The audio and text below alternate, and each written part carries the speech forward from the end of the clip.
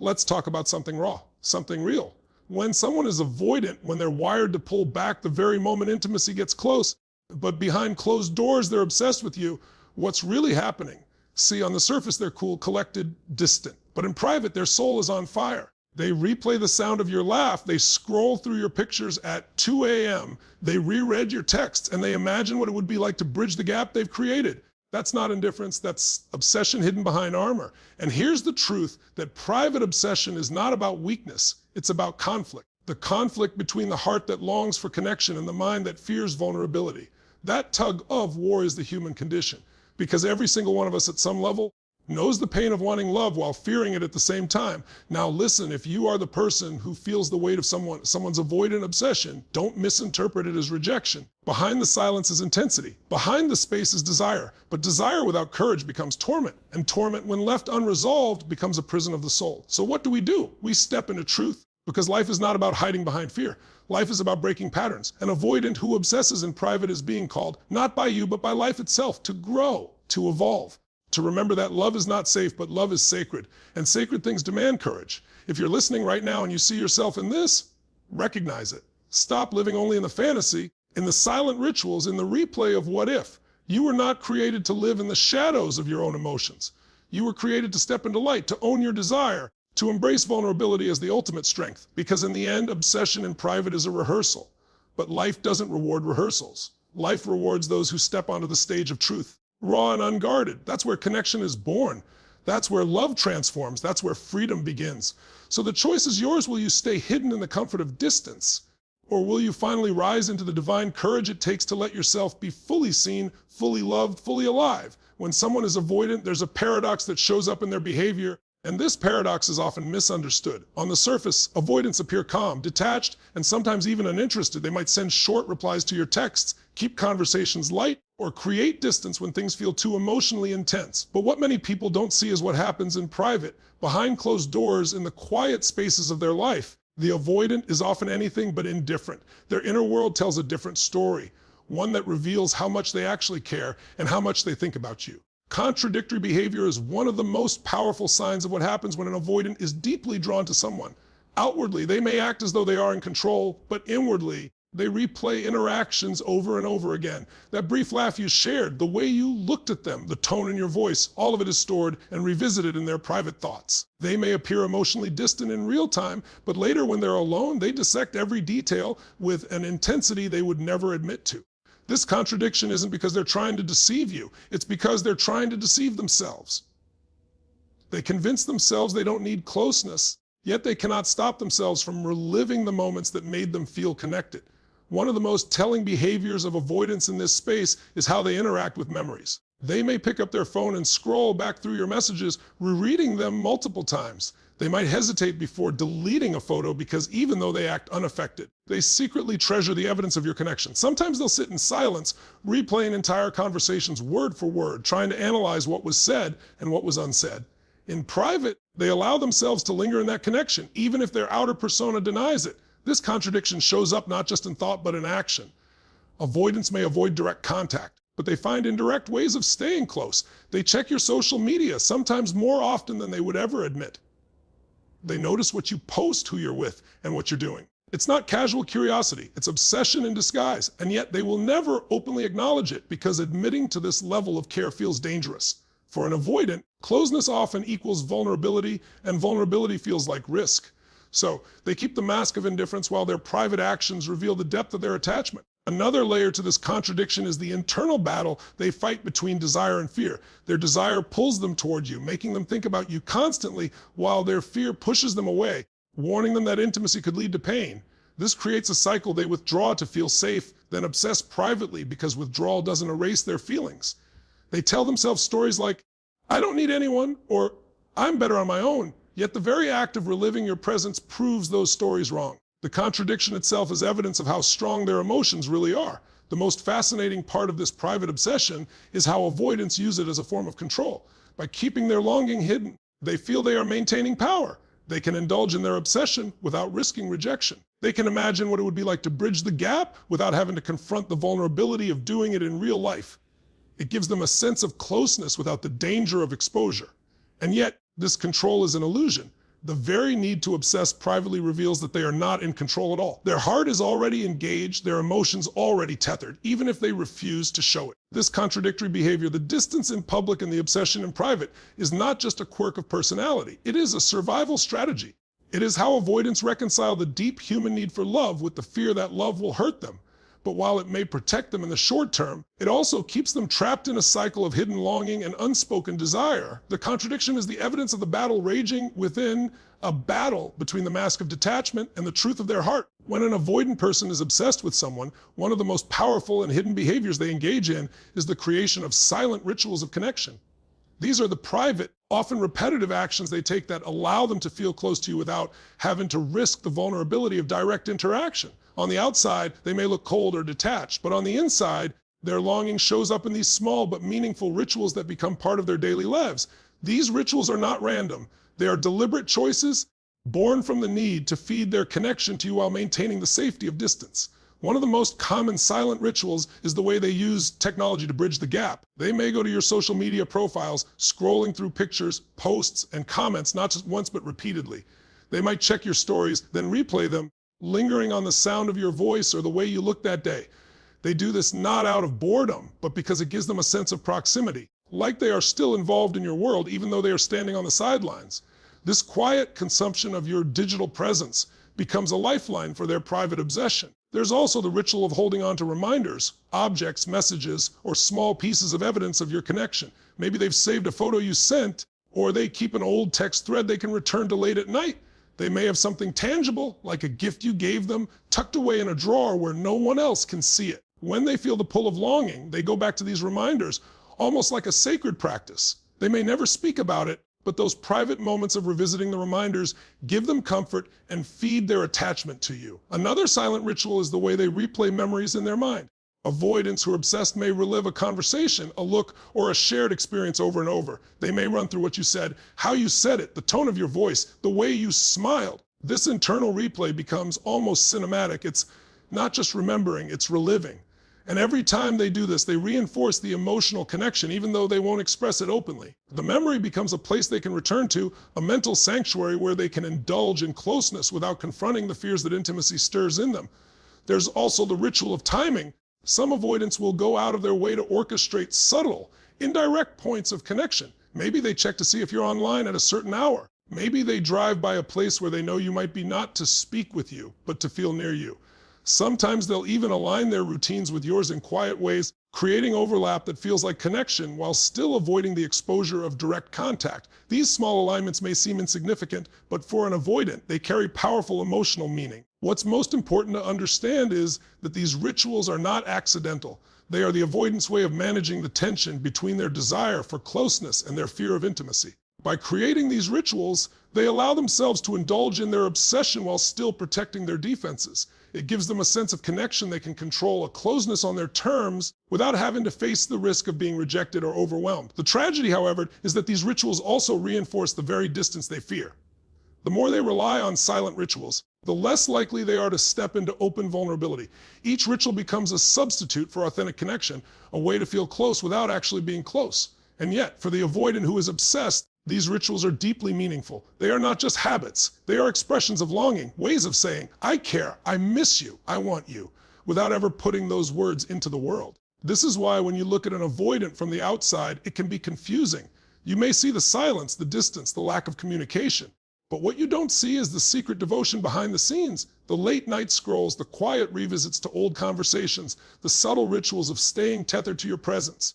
These silent rituals are where their obsession lives, hidden but very much alive, revealing the depth of what they feel but are too afraid to fully show. Inside the private world of someone with avoidant tendencies, one of the deepest struggles they face when they're obsessed with you is the emotional tug of war that consumes them. It's not simply attraction mixed with hesitation. It's a powerful inner battle between two opposing forces, the pull of intimacy and the push of fear. This is not a casual conflict. It's an emotional storm that leaves them oscillating between desire and defense, often without resolution. To understand this is to see the human heart at its most conflicted, torn between what it longs for and what it is terrified of. On one side of the battle is genuine desire. Avoidants are not immune to deep feelings.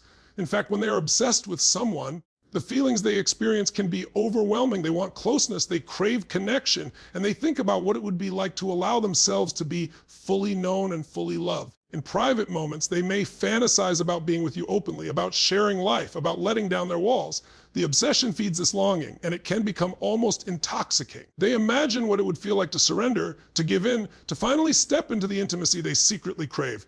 But then almost immediately, the other side of the tug of war pulls just as hard. Fear enters. Vulnerability for an avoidant often feels synonymous with danger. To them, closeness threatens their independence, their sense of control, and the fragile safety they have built around themselves. The moment their heart leans in, their mind screams to lean out. Thoughts like, I'll lose myself, they'll see the real me and leave. Or, I can't handle the responsibility of intimacy, flood in. This fear is not mild, it's gripping. It has roots in old wounds, past betrayals, and deeply ingrained patterns of self-protection. So while their heart says yes, their conditioning says no, and the clash between the two leaves them stuck in limbo. This push and pull often plays out in visible patterns of behavior. They may move close to you one day showing warmth, interest, and engagement, then suddenly retreat the next, becoming cold, distant, or unavailable. To the outside observer, it looks inconsistent, confusing, or even manipulative. But to the avoidant, it's not a game, it's survival. Their obsession with you draws them in, but their fear forces them to pull back. It's as though they're standing on the edge of a cliff, looking at the breathtaking view of intimacy, but every time they think about stepping forward, the fear of falling overtakes them. The tug of war doesn't end when they walk away either. In fact, distance often intensifies the obsession. Alone, they may berate themselves for not staying, for pulling back when what they wanted most was closeness. They may lie awake at night replaying the moments they withdrew, wondering why they couldn't just lean in. Then the cycle begins again. Desire rises, fear counters, and the struggle continues. This endless back and forth is exhausting for them, but it also reinforces the depth of their obsession, because the more they resist, the more powerful the desire becomes. What makes this tug of war so compelling is that it is fundamentally human. Every person in some way has experienced the clash between what they want and what they fear. For avoidance, this inner conflict is simply amplified. The obsession magnifies desire, while their protective wiring magnifies fear. The result is a storm that rages beneath the surface, invisible to the world, but deeply felt within. In private, they may try to resolve this conflict by rationalizing their feelings. They tell themselves they don't really care, that it's not that serious, that they're better off alone. But the truth is those rationalizations are simply attempts to quiet the war inside. No matter how much they try to suppress it, the heart keeps pulling them back toward the person they're obsessed with. And so the tug of war continues, a cycle of advance and retreat, longing and resistance, obsession and denial. Understanding this conflict allows us to see avoidance not as cold or uncaring, but as deeply human beings caught in a paradox. Their emotional tug of war is evidence of their capacity to love, even if fear keeps them from expressing it fully. It reveals that behind their silence and distance lies a heart that is both captivated and terrified, pulled by desire yet shackled by fear. It is a war they fight in private, but it is also a war that holds the potential for transformation if they choose courage over fear. When someone with avoidant tendencies becomes obsessed with another person, one of the clearest patterns that emerges is the reliance on self-protection mechanisms. These are the strategies they unconsciously or consciously use to manage the intensity of their emotions while keeping themselves at a safe distance. At the surface level, these mechanisms make it look like they are detached, disinterested, or even indifferent. But beneath the mask, what's really happening is a battle of containment. Their emotions are strong, but their defenses are stronger, and so they rely on internal tools to shield themselves from what feels like an overwhelming threat intimacy. One of the most common self-protection mechanisms is rationalization. An avoidant will often explain away their feelings, not just to others, but to themselves. They tell themselves things like, I don't actually care, or I'm better off alone, even as their obsession grows. This inner narrative is a way of neutralizing the intensity of what they feel. By reframing desire as unnecessary, they convince themselves they are in control, when in reality they are suppressing the very emotions that make them feel alive. Another powerful mechanism is emotional suppression. Instead of leaning into the pull of their longing, avoidants try to bury it. They may distract themselves with work, hobbies, or surface-level relationships. They will pour energy into external pursuits, not because those pursuits satisfy them, but because focusing inward feels too dangerous. Suppression allows them to avoid the discomfort of vulnerability. Yet the very act of pushing those feelings down often leads to private obsession erupting in unexpected ways. They may find themselves suddenly overwhelmed by thoughts of the person they're avoiding, or drawn back to small reminders, because emotions that are suppressed don't disappear, they resurface with even greater force. Avoidants also use hyper-analysis as a form of self-protection. They pick apart interactions, analyzing words, gestures, and meanings in a way that creates distance. Instead of experiencing their emotions directly, they intellectualize them. They may ask themselves, did they really mean that? Or what if I misread their intentions? By staying in their head, they keep from dropping into their heart because the heart space feels too raw, too exposed. This analysis creates the illusion of safety, but it robs them of genuine connection to their own feelings. Some avoidants even build walls of cynicism or detachment as part of their protective armor. They may speak dismissively about love or intimacy, projecting an image of strength or independence, when in reality it is a defense against their deepest longing.